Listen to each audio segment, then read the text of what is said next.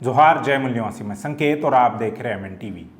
पूर्व भाजपा प्रवक्ता नुपुर शर्मा के पैगंबर मोहम्मद साहब पर किए गए विवादित टिप्पणी पर देश विदेश में बवाल मचा हुआ है। 50 से ज़्यादा खाड़ी देशों ने नुपुर शर्मा पर आपत्ति जताई है और भारत सरकार से इसके लिए जाहिर माफ़ी मांगने के लिए भी कहा है। अपने बचाव में भारत सरकार नुपुर शर्मा और नवीन कुमार जिंदल पर भाजपा की ओर से यानी पार्टी की ओर से की हुई कार्रवाई का सहारा ले रही है, पर सरकार की तरफ से कोई कार्रवाई नहीं कर रही। दूसरी तरफ भारत मुक्ति मोर्चा तथा बहुजन क्रांति मोर्चा के द्वारा नुपुर शर्मा और नवीन कुमार जिंदल पर देशद्रोह का मुकदमा दायर हो, इसके लिए केंद्र सरकार पर दबाव बनाया जा रहा है। लोग उन्हें अरेस्ट करने की मांग कर रहे हैं। नुपुर शर्मा पहले तो अपने बचाव में ये कह रहे थी कि उनका वह वीडियो एडिट किया हुआ है, लेकिन मोहम्मद जुबैर, जो कि ऑल्ट न्यूज़ इस फैक्ट चेक करने वाली वेबसाइट के आला अधिकारी हैं, उन्होंने कहा कि वह वीडियो बिल्कुल भी एडिट किया हुआ नहीं है, बल्कि वह लाइव डिबेट का वीडियो है।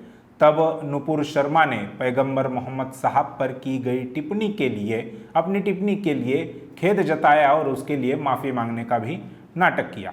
ऐसा नहीं है कि नुपुर शर्मा पर भाजपा ने कार्रवाई की तो पार्टी के कार्यकर्ता ने भी अपने हाथ ऊपर कर लिए, बल्कि पार्टी कार्यकर्ता और उसमें भी ज़्यादातर ब्राह्मण लोग नुपुर शर्मा का समर्थन करते हुए नजर आ रहे हैं और उसके लिए वह अलग अलग साधनों का सहारा ले रहे हैं। जो ब्राह्मण पैगंबर मोहम्मद साहब को गलत ठहराने की कोशिश कर रहे हैं, वही ब्राह्मण अपने पूर्वजों का इतिहास शायद भूल गए हैं, उन्हें याद नहीं आ रहा है, वो उस पर नज़र नहीं डाल रहे हैं। इसलिए हम उन्हें उनके पूर्वजों का थोड़ा सा इतिहास याद दिलाना चाहते हैं कि महिलाओं के प्रति ब्राह्मणी धर्म ग्रंथों में क्या कुछ लिखा है और आज भी ब्राह्मणों का महिलाओं को देखने का क्या नज़रिया है। जिस वक्त में पैगंबर मोहम्मद साहब ने शादी की, उस वक्त भारत में ब्राह्मण महिलाओं से किस प्रकार का व्यवहार करते थे। ब्राह्मणों ने तो भारत की महिलाओं को धर्म ग्रंथ लिखकर गुलाम बनाया था, उन्हें पाप योनि कहा था। शूद्रों के घरों की महिलाओं के साथ ब्राह्मणों ने अपनी माँ, बहन, पत्नी, बेटी, इन सभी को गुलाम बनाए रखा था। और यह कोई काल्पनिक बात नहीं है, बल्कि मनुस्मृति में कानून बनाकर भारत की समस्त महिलाओं को गुलाम बनाने का काम यहाँ पर ब्राह्मणों ने किया था। महाराष्ट्र के पेशवाई का इतिहास आप सभी लोग जानते हैं। पेशवाई के समय में भी महिलाओं के साथ बेहद ही अपमानजनक व्यवहार होता था, इतना अपमानजनक कि जिसे आज की तारीख में शब्दों में बयां करना लगभग नामुमकिन है। जाति व्यवस्था का निर्माण करने के लिए भी ब्राह्मणों ने विवाह संस्था बनाई, जिसके लिए भारत की महिलाओं का ही इस्तेमाल ब्राह्मणों ने किया। कोई भी लड़की शादी करने के लिए मानसिक तथा शारीरिक रूप से परिपक्व होने से पहले ही ब्राह्मण लोग उसकी शादी करा देते थे, ताकि वह परिपक्व होकर जाति व्यवस्था के लिए आगे चलकर चुनौती ना बने। ब्राह्मणों के धर्म ग्रंथों में महिलाओं को सदैव पुरुषों के अधीन रहने की बात कही है। शादी से पहले यानी बचपन में पिता के अधीन, शादी के बाद यानी जवानी में पति के अधीन और बुढ़ापे में बेटे के अधीन।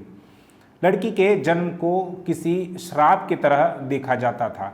यह मानसिकता ब्राह्मणी धर्म ग्रंथों के माध्यम से इतनी दृढ़ कर दी गई है कि आज 21वीं सदी में भी लोग गर्भ में लड़की है ऐसा जानकर उसकी गर्भ में ही हत्या कर देते हैं। ब्राह्मणों के इन्हीं धर्म ग्रंथों में सती प्रथा का भी जिक्र आता है।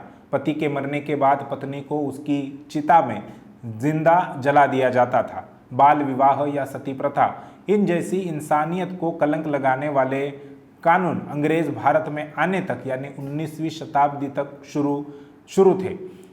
20वीं सदी के शुरू में भी ब्राह्मण अपने से कम उम्र की नाबालिग लड़कियों से शादी करते थे। यहाँ पर मैं 2 उदाहरण देना चाहूँगा। आनंदी गोपाल का नाम आप में से कईयों ने सुना होगा या पढ़ा होगा। आनंदी की शादी 9 साल की उम्र में अपने से 20 साल बड़े व्यक्ति के साथ में हुई थी। न्यायमूर्ति महादेव गोविंद रानडे विधवा पुनर्विवाह के प्रचारक थे, मगर उन्होंने अपनी दूसरी शादी एक नाबालिग एक बालिका से की। उनके सहयोगी चाहते थे कि वे किसी विधवा से शादी करें ताकि उनके विचार लोग उनके आचरण में देख सके, लेकिन न्यायमूर्ति होने के बाद भी रानडे ने ऐसा नहीं किया। आज के ब्राह्मणों को लगा होगा कि पैगंबर मोहम्मद साहब पर कीचड़ उछालकर वे अपना काला इतिहास छुपा सकते हैं, मगर ऐसा होने वाला नहीं है। जिन मुगलों से ब्राह्मण आज की तारीख में नफरत करते हैं, उनके शासनकाल में 45% प्रशासन ब्राह्मणों के पास में था। ब्राह्मण मुगलों के साथ मिलकर भारत में राज कर रहे थे। कई इतिहासकार ये भी बताते हैं कि मुगलों को ब्राह्मणों ने ही भारत में बुलाया और बौद्धों के विहार, स्तूप तथा चैत्यों पर हमला करवाया और बौद्ध साहित्य को नष्ट करने को कहा। भाषा शास्त्री एवं प्रसिद्ध इतिहासकार डॉक्टर राजेंद्र प्रसाद सिंह लिखते हैं कि मुगलों ने यदि बौद्ध साहित्य को नष्ट किया तो फिर ब्राह्मणों का साहित्य कैसे बचा। इसमें वे ब्राह्मण और मुगलों की आपसी सांठगांठ की ओर इशारा कर रहे हैं। इतिहासकार ये भी कहते हैं कि नालंदा विश्वविद्यालय को भी इसी तरह से नष्ट किया गया था। आज जो ब्राह्मण ये चिल्ला रहे हैं कि मुसलमानों ने हमारे मंदिरों को गिराकर वहाँ मस्जिदें बनवाई है, इतिहासकार ये कहते हैं कि ब्राह्मणों ने ही मुगलों से कहकर उन कथित मंदिरों पर आक्रमण करवाया, क्योंकि उस वक्त के ब्राह्मण ये जानते थे कि वह मंदिर नहीं बल्कि बौद्ध विहार है। इतना ही नहीं, ब्राह्मणों ने बुद्ध की ऐतिहासिक विरासत को मुगलों के साथ बांटकर उसे नष्ट करने का काम किया। उदाहरण के लिए ज्ञानवापी मस्जिद का एक ताज़ा मामला अभी चल रहा है, जिस पर भी विवाद जारी है। आज ब्राह्मण लोग SC ST OBC को मूर्ख बनाकर, हिंदू बनाकर अपनी राजनीति के लिए उनका इस्तेमाल करना चाहते हैं या वे ऐसा कर रहे हैं, और इसीलिए वे मुगलों तथा मुसलमानों का विरोध करते हैं। मगर इतिहास तो ये कहता है कि मुगलों ने जिन लोगों को गुलाम बनाया उन्हें हिंदू कहा, और आज ब्राह्मणों ने जिन्हें गुलाम बनाया हुआ है उन्हें वे हिंदू कहते हैं। ऐसे में मुगल और ब्राह्मणों में क्या फ़र्क रह जाता है। कई मुस्लिम स्कॉलर और इतिहासकारों का कहना है कि पैगंबर मोहम्मद साहब जब आयशा के बुद्धिमत्ता के बारे में सुना तो उन्हें लगा कि यह लड़की इस्लाम की बेहतरीन प्रचारक बन सकती है और मेरे पैगाम को जन जन तक और ख़ास तौर पर महिलाओं में प्रचारित कर सकती है। इसके लिए उसके साथ में किसी प्रकार का रिश्ता बनाना बहुत ज़रूरी है, और वह रिश्ता ऐसा होना चाहिए कि लोग मेरी बातों को, यानी मोहम्मद पैगंबर साहब की बातों को उनके ही मुंह से सुने।